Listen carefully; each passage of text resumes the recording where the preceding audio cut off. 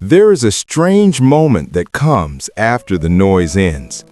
When the screen light fades, when the notifications stop, when you finally sit in the quiet, at first it feels like peace, and then slowly it begins to feel like loneliness. That's not regression, that's clarity. Because once the noise disappears, you start to hear what was always there, your own thoughts, unfiltered. And they don't always sound comforting. The silence after detox. Most people think digital detox leads to peace, but neuroscientists describe something different.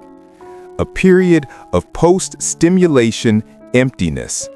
After long-term dopamine saturation, the brain's reward system doesn't immediately normalize, it crashes. Dr. Anna Lemke calls this the dopamine deficit state. It's when the brain, deprived of constant novelty, interprets stillness as loss. So when the noise stops, your brain asks, "Where did the world go?" That's why quiet feels hollow before it feels healing. You're not lonely because you're alone. You're lonely because your mind is adjusting to a quieter signal. The brain's reaction to clarity. When external input fades, your brain redirects energy inward. Functional MRI scans show that during silence, the default mode network, the part of the brain linked to self-reflection and identity, activates. It's the same network that lights up during daydreaming, nostalgia, and existential thought. But here's the paradox. Clarity often feels heavy before it feels light. Because clarity doesn't just reveal peace, it reveals confusion, regrets, unprocessed emotions, and forgotten ambitions. Silence holds a mirror up to the self, and most of us have been avoiding that reflection for years. The loneliness of seeing clearly. When you start paying real attention, you notice things you didn't before. The conversations that feel shallow, the work that feels hollow, the routines that don't actually fulfill you.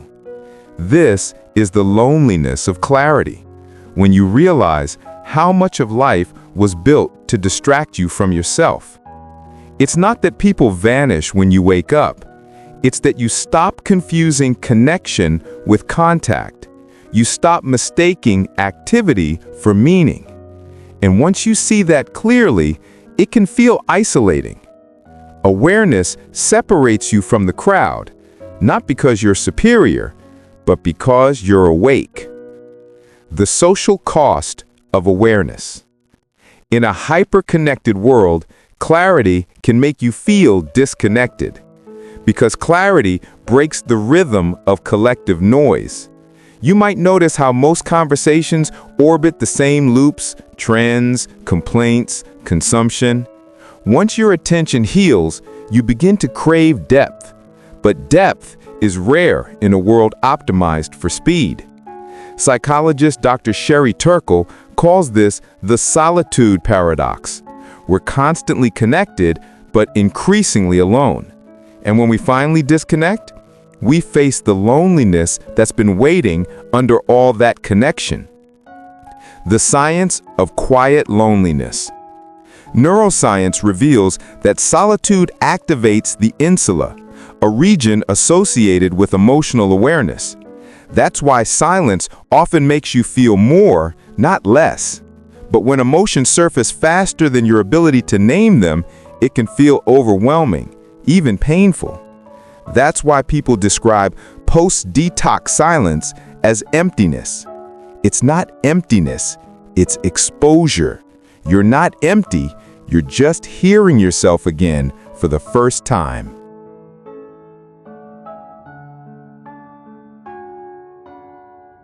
What the brain loses without depth. Deep thought engages the default mode network, the same region responsible for self-reflection and empathy. But rapid switching, the way we consume digital content, suppresses that network. A 2020 Stanford study showed that heavy multitaskers scored significantly lower on tests of comprehension, focus, and emotional regulation.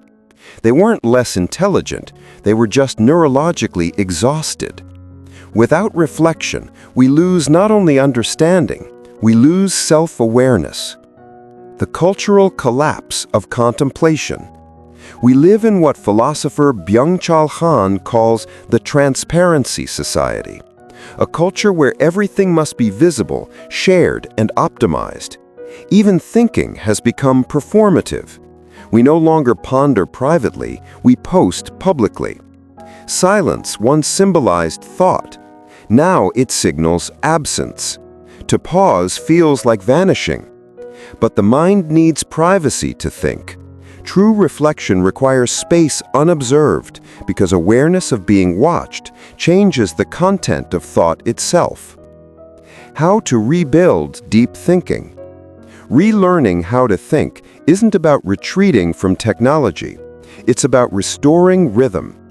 Here are small, evidence-based practices to rebuild your capacity for depth. Mental fasting. Choose 1 hour a day to consume nothing. No podcasts, no music, no input. Let your brain generate thought instead of reacting to it. Slow reading. Read physical books. Paper activates the tactile cortex, grounding comprehension and slowing the reading rhythm. Socratic journaling. Each morning, write one question you don't know the answer to and live with it for the day. Curiosity is the seed of reflection. The 24-hour rule. When something provokes a strong opinion, wait a day before sharing it. Reflection needs delay. The reward of depth. Deep thinking feels uncomfortable because it's unfamiliar. It requires patience, ambiguity, and silence, all things the modern world erases. But once you rediscover it, it feels like breathing again, because depth is not just a cognitive act, it's an emotional homecoming. When you think deeply, you reconnect the scattered fragments of experience into meaning. You stop reacting to life and begin interpreting it. And in that interpretation, peace returns. Closing thought. We are not running out of intelligence, we are running out of reflection. In a world obsessed with reaction, thinking slowly is a radical act. So pause before you scroll again. Breathe before you respond.